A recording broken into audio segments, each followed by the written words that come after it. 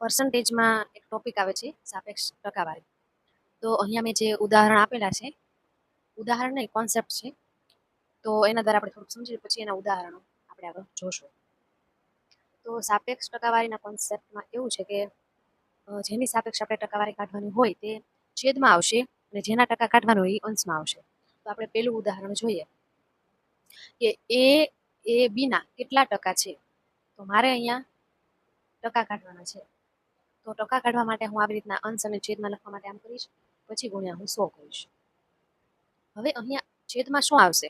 સાપેક્ષ ટકાવારીમાં એમ આવે કે જેની સાપેક્ષે આપણે ટકા કાઢવાના હોય એ છેદમાં આવશે. પણ એ આપણને કેમ ખબર પડશે? તો રકમની અંદર આપેલું છે કે એ બી ના. કોના? તો કે બી ના.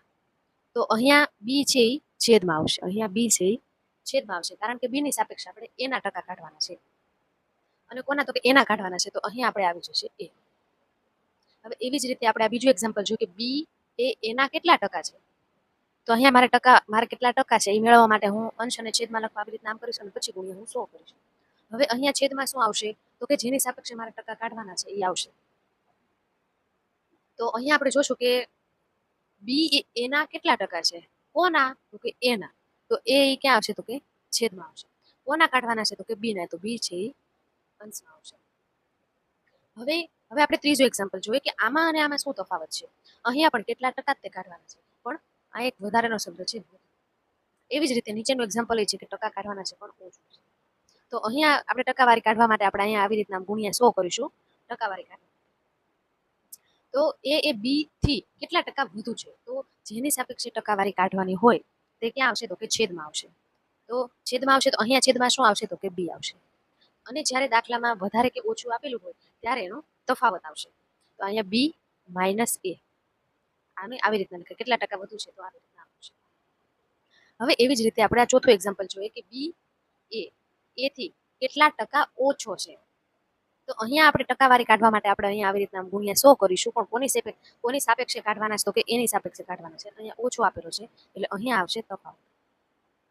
અન્ડરસ્ટેન્ડ? હવે હું આ 4 ઓલામાં છે એમાં હું એક ધારી લઉં છું. ધારો કે બી બરાબર હું 100 લઉં છું, બી બરાબર 100 લઉં છું, એ બરાબર હું 120 લઉં છું. બરોબર છે. હવે આપણે આમાં જોઈએ કે ભાઈ પેલું એક્ઝામ્પલ જોઈએ તો કે એ બી ના કેટલા ટકા છે. તો અહીંયા બી બરાબર મને કેટલા આપેલા છે? તો 100 આપેલા છે. એ બરાબર આપેલા છે 120 આપેલા છે. તો હવે અહીં હું મારી ટકાવારી કાઢવા માટે અહીંયા હું ગુણ્યા 100 કરીશ. કોની સાપેક્ષે કાઢવાના છે? તો કે બી ની સાપેક્ષે. તો બી અહીંયા મારું છેદમાં આવશે. બી ના 100. કોના? તો કે 120 ના કાઢવાના છે. તો આ બંને તોડી એટલે મારે અહીંયા જવાબ મારો 120% આવશે. હવે એવી જ રીતે આ બીજો દાખલો છે. બી ને બીજો દાખલો છે. તો બીજા દાખલામાં એ કે ભાઈ આ તે કે ભાઈ એ બરાબર મારા 120 છે. બરાબર એ બરાબર 120, બી બરાબર 100. તો હવે મારે કેટલા ટકા કાઢવાના છે? તો ટકા કાઢવા માટે હું આવી રીતના 1 ગુણ્યા 100 કરીશ. તો એ ના એની સાપેક્ષે બી ને મેળવવાના છે. તો એના છે 120, 100 છે બી ના મેળવવાના છે એટલે અહીંયા આવશે 100 આવશે. હવે આને આપણે અહીંયા છેદ ઉડાડીએ તો અહીંયા 2 પંચા 10 ને 2 6 12. બરોબર છે. એટલે ટૂંકમાં આને છેદ, ટૂંકમાં આ કોન્સેપ્ટ તમને ખ્યાલ હોવો જોઈએ. પછી જે છેદ ઉડતા હોય ઉડાડીને છેલ્લે આપણે જવાબ ટકાવારીમાં આવી જશે. હવે આ તે કોન્સેપ્ટ આ આપણે કરવાનું છે કે અહીંયા મારે બી બરાબર 100 છે, એ બરાબર મારે 120 છે. હવે અહીંયા આપણે કેટલા ટકા કોની સાપેક્ષે કાઢવાના છે એ આપણે જોવાનું છે. તો બી થી તો બી છે આપણે અહીંયા નીચે 100 આવશે, પણ કેટલા ટકા વધુ છે? તો તફાવત, તો આ બંનેનો તફાવત આવશે 20. તો અહીંયા મારો જવાબ આવશે 20%. હવે એવી જ રીતે આપણે ચોથું એક્ઝામ્પલ જોઈએ કે એ મારું છે 120, બી મારે છે 100. હવે કોની સાપેક્ષે? તો કે એની સાપેક્ષે કાઢવાના છે. તો એ મારો છે એ છેદમાં આવશે. તો એ મારા છે 120, પણ ઓછો છે તો આનો તફાવત લેવાનો છે. તો તફાવત મારો આવશે 20. બરોબર. આના આપણે છેદ ઉડાડશું. 2 6 12 એટલે 1/6 અહીંયા 100. એટલે હવે જો એક ટેબલ છે કે જેની અંદર તમારે યાદ જ રાખવાનું કે ભાઈ 1/6 એટલે એ સીધું 16.66% જ થાય. એ આપણને યાદ જ હોવું જોઈએ. ધારો કે એક્ઝામ્પલ તરીકે 16.66 આપેલું એટલે ફ્રેક્શનમાં 1/6 જ લખાય. એ કોષ્ટક તમારે યાદ રાખવાનું છે. હવે આનો ઉપયોગ કઈ રીતના થાય એ આપણે બીજા એક્ઝામ્પલ દ્વારા સમજીએ. તો સાપેક્ષ ટકાવારીમાં આપણે એક બીજું એક્ઝામ્પલ લઈએ, એક સાદું એક્ઝામ્પલ કે ધારો કે કોઈ લાઈન છે, અહીંયા હું ધારી લઉં છું કે આ 3 સેન્ટીમીટર છે, આ 5 સેન્ટીમીટરની છે, આ નાની આપણે 2 સેન્ટીમીટરની, અને આને હું એ બી અને સી. આવી રીતે હું નામ આપી દઉં છું, એ, બી અને સી. હવે સાપેક્ષ ટકાવારી, સાપેક્ષ શબ્દ ખાસ સમજવાનો છે. હવે આપણે અહીંયા જોઈએ કે હું એ અને બી ની સરખામણી કરું છું, એ અને બી ની સરખામણી કરું છું. તો હવે મારે ધારો કે રકમ બનાવવી હોય તો હું આમાં શું બનાવી કે બી એ કરતા, જો બી એ કરતા કેટલો મોટો છે, કેટલો મોટો છે અથવા કેટલો લાંબો છે, કેટલો લાંબો છે. જો આ બંનેની સરખામણી અને કોની સાપેક્ષે કરીએ છીએ તેનાથી ઘણો તફાવત થઈ જાય છે. હવે એવી જ રીતે તો અહીંયા હવે કોની સાપેક્ષે કેટલો લાંબો છે, તો અહીંયા હું કોની સાપેક્ષે કરું છું તો કે એની સરખામણી, એ કરતા, તો અહીંયા મારે આવી જશે એ ગુણ્યા 100% વાળી કેટલા ટકા લાંબો છે. આપણે એક દાખલો આપણે જોઈએ કેટલા ટકા લાંબો છે એવું કીધું, તો એ કરતા એની સાપેક્ષે હું બી ની સરખામણી કરું, કેટલો લાંબો છે જો તો લાંબો છે, ટૂંકો છે, મોટો છે, પાતળો છે, સસ્તો છે, વસ્તી વધારે છે, ઓછી છે, એવા કોઈ પણ શબ્દ આવે એટલે મારે ઉપર લઈ લેવાનો તફાવત.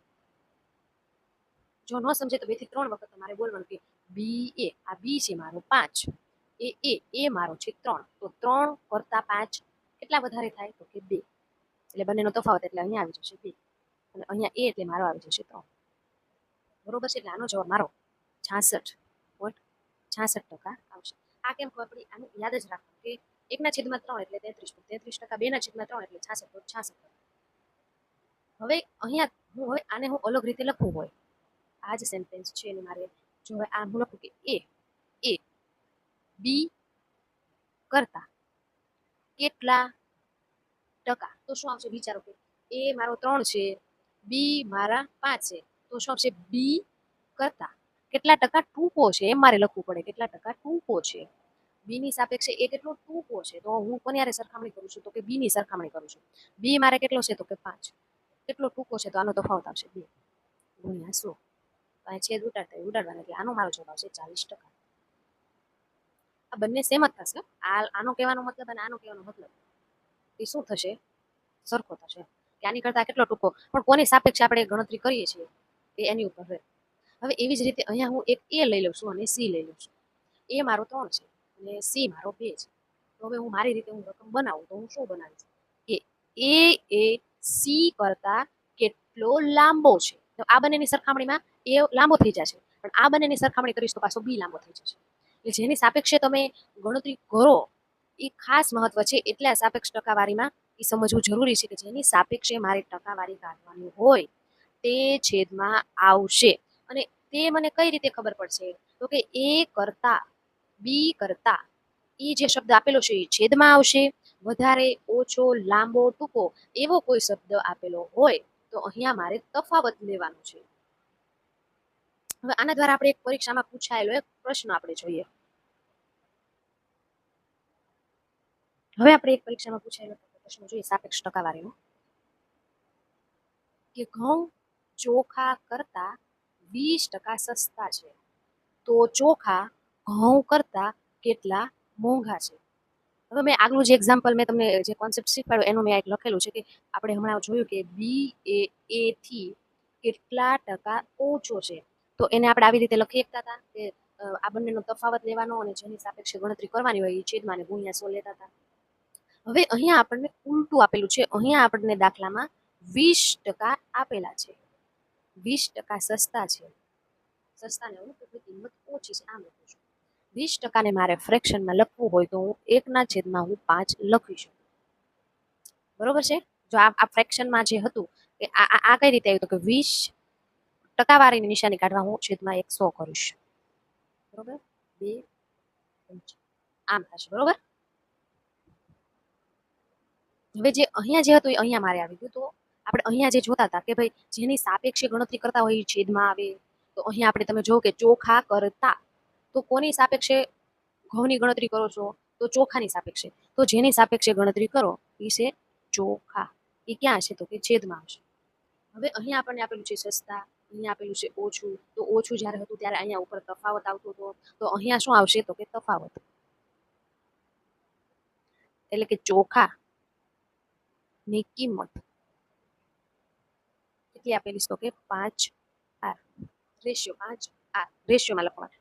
બરોબર, અથવા તમે આપણે જ્યારે સરેરાશનું જે ગણતરી કરતા ત્યારે ખબર આપણે 1/5 લખેલું હોય તો એને આપણે સંખ્યામાં લખવા આપણે શું લખતા હતા તો અહીંયા x લખતા હતા આને આપણે 5x લખતા હતા સેમ આ જે છે ને કોન્સેપ્ટ ઈ જ અહીંયા છે હવે ધારો કે હું આને મારી કિંમત લખવી હોય તો આ મારે રેશિયોમાં લખવા અહીંયા હું ગમે ગુણ્યા x કરી નાખું અથવા 5 રેશિયો કરી નાખું કશો ફેર નથી પડતો આ કોન્સેપ્ટ જે હતો એ જ પ્રમાણે આપણે અહીંયા કરવાનું છે ચોખાની કિંમત મારી 5x છે હવે તફાવત મારો કેટલો છે તો કે 1 છે તો મારે ઘઉંની કિંમત મેળવવી હોય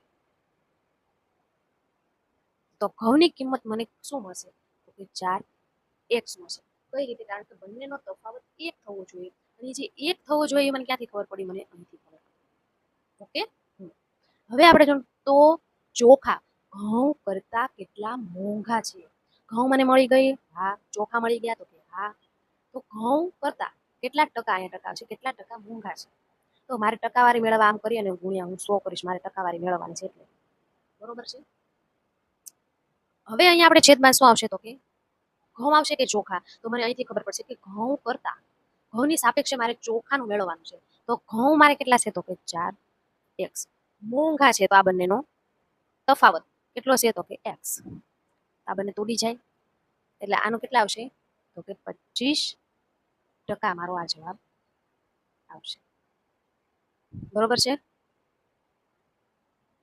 તો જો કોઈ આ સાપેક્ષ ટકાવારીનો કોન્સેપ્ટ છે અને તેમાં કોઈ તમને ક્વેરી હોય તો તમે મને કોમેન્ટમાં પૂછી શકો છો અથવા કોઈ પ્રશ્ન છે તે મને કોમેન્ટમાં તમે લખી શકો છો તો આપણે પછીના ઓલામાં એ આપણે દાખલો સોલ્વ કરીશું